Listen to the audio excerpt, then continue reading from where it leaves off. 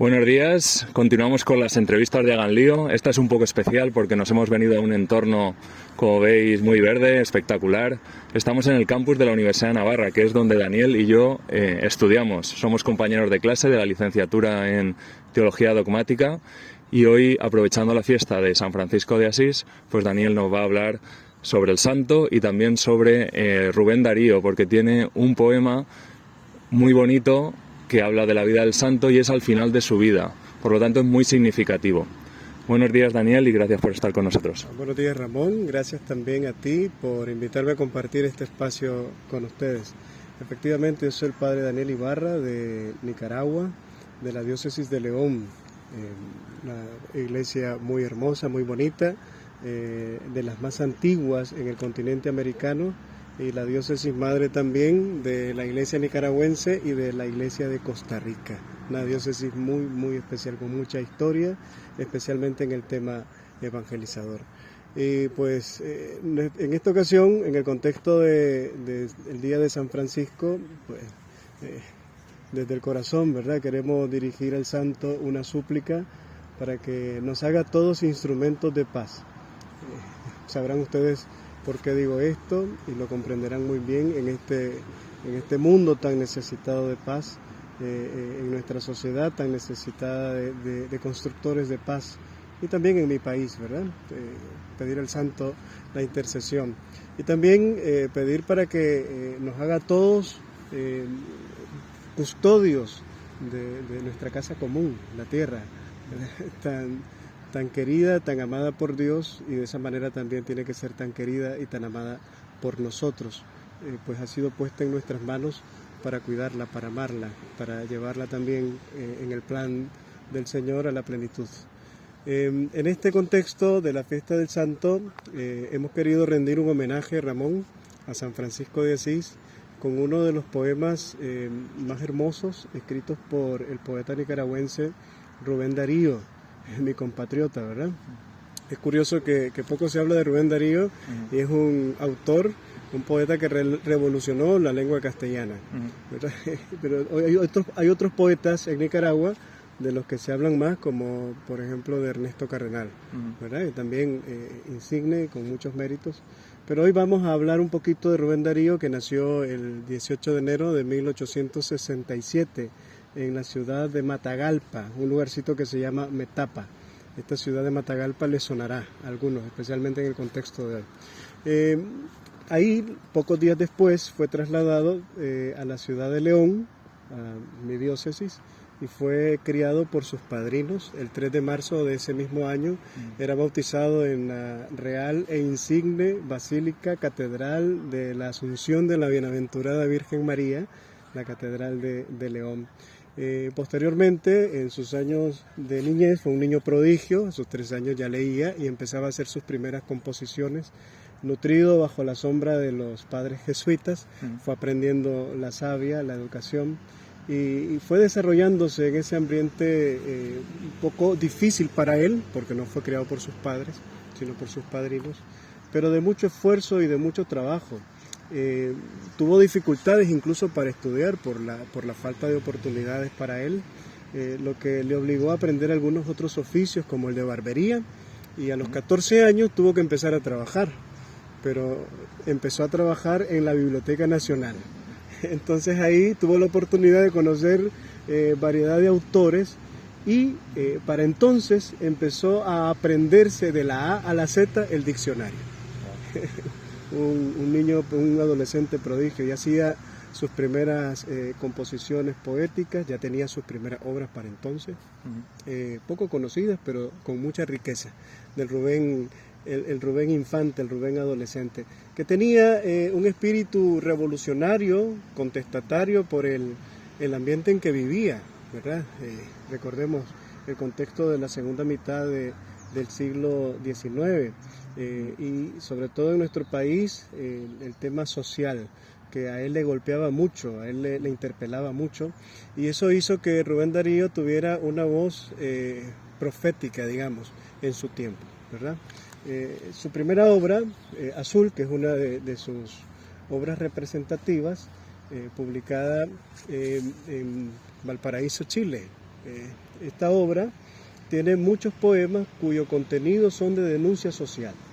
Es emblemático, me lo disfruté yo, entre otros cuentos, el poema El Fardo, ¿verdad? Que invito también a cuantos tengan la oportunidad de hacerlo a leerlo.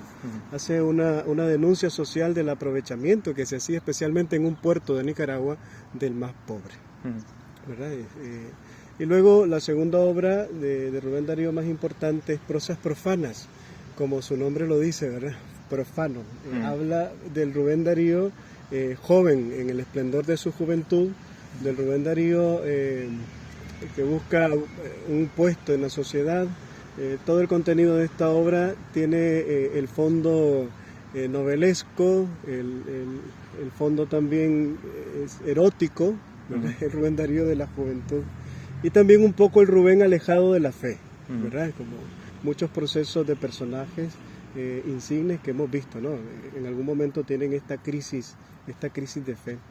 Y posteriormente su última obra, o mejor dicho, la obra más representativa final, es el Rubén que ha recogido toda experiencia de la vida, y es el que abre su intimidad, ¿no? El que ha aprendido la sabiduría, el que ha aprendido el arte humano, y a esta obra la titula Cantos de Vida y Esperanza, ¿verdad? Que es una obra de su cosecha humana y de su cosecha espiritual. Bueno, el poeta tiene muchísimas obras, ¿verdad? Pero y también tiene otras obras que, aunque son menos conocidas, no dejan de ser menos importantes, ¿verdad? Entre ellas está El Canto a la Argentina, que fue una obra que el poeta compuso como un homenaje a la República de Argentina, que fue para él como su segunda patria.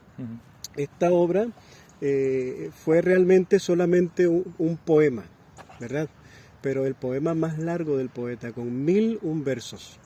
El poeta hizo este homenaje a esta patria que le acogió, que le dio un espacio. Lastimosamente en nuestro país no se le dio espacio al poeta en su momento. Fue director de una revista en Argentina, y el gobierno argentino le dio a él un salario justo y digno como poeta, ¿verdad? Y reconoció todo su empeño, todo su esfuerzo y todo su sacrificio también.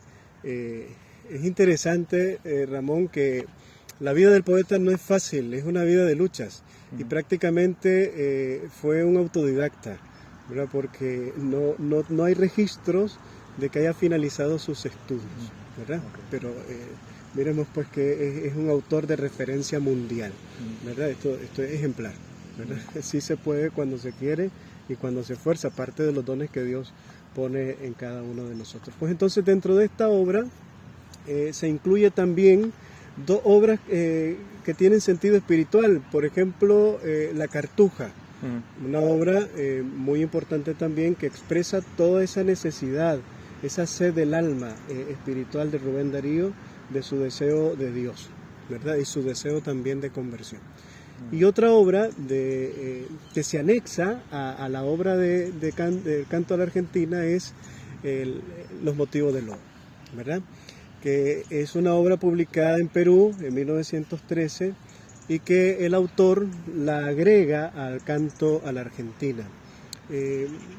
Decir un poco que el poeta muere en 1916, estamos hablando de 3 años antes de su muerte. Ya estaba con una enfermedad que lo llevó a la muerte en su contexto de enfermo, y por eso el contexto de este poema tiene ese sentido, ¿no? Del Rubén maduro, del Rubén espiritual, del Rubén que ve la vida con una visión más clara, el Rubén también que quiere aportar a la sabiduría humana para el bien vivir. Son interesantes algunos datos en este poema, que él es muy fiel al relato del capítulo 21 de las Florecillas de San Francisco, que sitúan una historia del encuentro de San Francisco de Asís con un lobo en un lugar que se llama Gubbio, en Italia, cerca de el desierto de Gubbio. Estaba leyendo que actualmente es un lugar que tiene una población de 35.000 habitantes.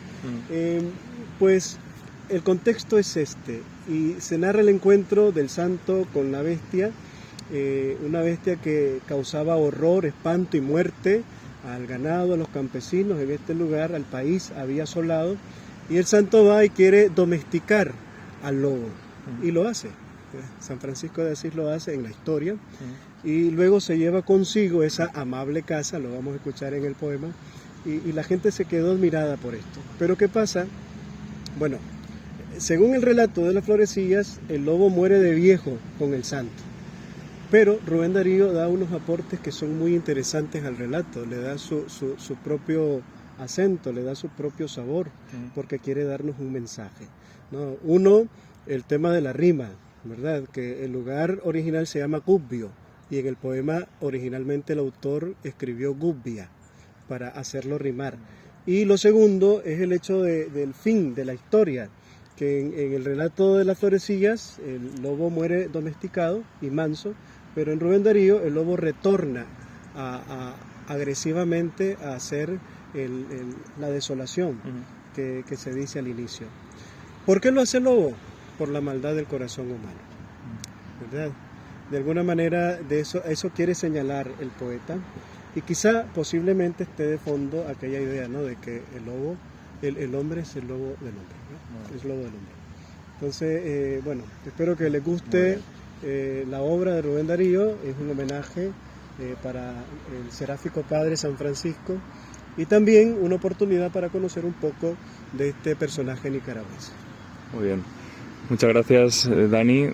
Ya se ve que no solo conoces la vida y obra de Rubén Darío, sino la has interiorizado y crees que puede ser muy actual para hoy en día. Entonces yo creo que lo mejor es que te deje aquí el micro y todo tuyo, y espero que a todos los que siguen Hagan Lío y a los que veáis el vídeo os guste este poema de Rubén Darío, y por supuesto lo encomendamos a San Francisco de Asís, y pedimos por el Papa, ya que hoy es su santo, podemos decir, pues también rezamos por el Papa.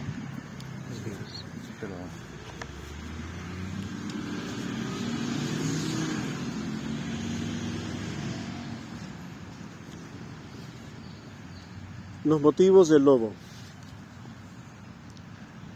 El varón que tiene corazón de lis, alma de querube, lengua celestial, el mínimo y dulce Francisco de Asís, está con un rudo y torvo animal, bestia temerosa, de sangre y de robo, las fauces de furia, los ojos de mal, el lobo de Gubbia, el terrible lobo, rabioso ha asolado los alrededores, cruel ha deshecho todos los rebaños, devoró corderos, devoró pastores, y son incontables sus muertes y daños. Fuertes cazadores armados de hierro fueron destrozados. Los duros colmillos dieron cuenta de los más bravos perros, como de cabritos o de corderillos. Francisco salió. Al lobo buscó en su madriguera. Cerca de la cueva encontró a la fiera, enorme, que al verle se lanzó feroz contra él. Francisco, con su dulce voz, alzando la mano, al lobo furioso dijo: paz, hermano lobo. El animal contempló al varón de tosco sayal, dejó su aire arisco, cerró las abiertas fauces agresivas y dijo: está bien, hermano Francisco. ¿Cómo?, exclamó el santo. Es ley que tú vivas de horror y de muerte, la sangre que vierte tu hocico diabólico, el duelo y espanto que esparces, el llanto de los campesinos, el grito, el dolor de tanta criatura de nuestro Señor. ¿No han de contener tu encono infernal? ¿Vienes del infierno? ¿Te ha infundido acaso su rencor eterno Luzbelo Belial? Y el gran lobo humilde: es duro el invierno y es horrible el hambre. En el bosque helado no hallé que comer, y busqué el ganado, y en veces comí ganado y pastor. La sangre Yo vi más de un cazador sobre su caballo llevando la zorra al puño y correr tras el jabalí, el oso o el ciervo. Y a más de uno vi mancharse de sangre, herir, torturar, de las roncas trompas al sordo clamor, a los animales de nuestro Señor. Y no era por hambre que iban a cazar. Francisco responde: en el hombre existe mala levadura. Cuando nace, viene con pecado. Es triste, mas el alma simple de la bestia es pura. Tú vas a tener desde hoy que comer. Dejarás en paz rebaños y gentes en este país. Que Dios melifique tu ser montarás. Está bien, hermano Francisco de Asís. Ante el Señor que todo ata y desata, en fe de promesa, tiéndeme la pata. El lobo tendió la pata al hermano de Asís, que a su vez le alargó la mano. Fueron a la aldea. La gente veía y lo que miraba casi no creía. Tras el religioso iba el lobo fiero, y baja la testa, quieto le seguía, como un can de caza, como un cordero. Francisco llamó a la gente a la plaza y allí predicó, y dijo: he aquí una amable casa. El hermano lobo se viene conmigo, me juró no ser ya vuestro enemigo, y no repetir su ataque sangriento. Vosotros, en cambio, daréis su alimento a la pobre bestia de Dios. Así sea, contestó la gente toda de la aldea. Y luego, en señal de contentamiento, movió la testa y cola el buen animal, y entró con Francisco de Asís al convento. Algún tiempo estuvo el lobo tranquilo en el santo asilo. Sus vastas orejas los salmos oían, y los claros ojos se le humedecían. Aprendió 1000 gracias y hacía 1000 juegos, cuando a la cocina iba con los legos. Y cuando Francisco su oración hacía, el lobo las pobres sandalias lamía. Salía a la calle, iba por el monte, descendía al valle, entraba en las casas y le daban algo de comer. Mirábanle como un manso galgo. Un día, Francisco se ausentó, y el lobo dulce, el lobo manso y bueno, el lobo probo, desapareció. Tornó a la montaña. Y recomenzaron su aullido y su saña. Otra vez sintióse el temor, la alarma entre los vecinos y entre los pastores. Colmaba el espanto los alrededores, y de nada servían el valor y el arma, pues la bestia fiera no dio treguas a su furor jamás, como si tuviera fuegos de Moloch o de Satanás. Cuando volvió al pueblo el divino santo, todos lo buscaron con quejas y llantos, y con 1000 querellas dieron testimonio de lo que sufrían y perdían tanto por aquel infame lobo del demonio. Francisco de Asís se puso severo, se fue a la montaña a buscar al falso lobo carnicero, y junto a su cueva halló a la alimaña. En nombre del Padre del sacro universo, conjúrote, dijo, oh lobo perverso, a que me respondas, ¿por qué has vuelto al mal? Contesta, te escucho. Como en sorda lucha, habló el animal, la boca espumosa y el ojo fatal. Hermano Francisco, no te acerques mucho. Yo estaba tranquilo allá en el convento. Al pueblo salía, y si algo me daban estaba contento y manso comía. Mas empecé a ver en todas las casas que estaban la envidia, la hazaña, la ira, y en todos los rostros ardían las brasas de odio, de lujuria, de infamia y mentira. Hermanos a hermanos hacían la guerra, perdían los débiles, ganaban los malos. Hembra y macho eran como perro y perra. Y un buen día todos me dieron de palos. Me vieron humilde, lamía las manos y los pies. Seguía tus sagradas leyes. Todas las criaturas eran mis hermanos, los hermanos hombres, los hermanos bueyes, las hermanas estrellas y hermanos gusanos. Y así me apalearon y me echaron fuera, y su risa fue como un agua hirviente, y entre mis entrañas revivió la fiera, y me sentí lobo malo de repente, mas siempre mejor que esa mala gente. Y recomencé a luchar aquí, a me defender y a me alimentar, como el oso hace, como el jabalí, que para vivir tienen que matar. Déjame en el monte, déjame en el risco, déjame existir en mi libertad. Vete a tu convento, hermano Francisco, sigue tu camino y tu santidad. El santo de Asís no le dijo nada, le miró con una profunda mirada y partió con lágrimas y con desconsuelos. Y habló al Dios eterno en su corazón. El viento del bosque se llevó su oración, que era: Padre nuestro que estás en los cielos. Rubén Darío.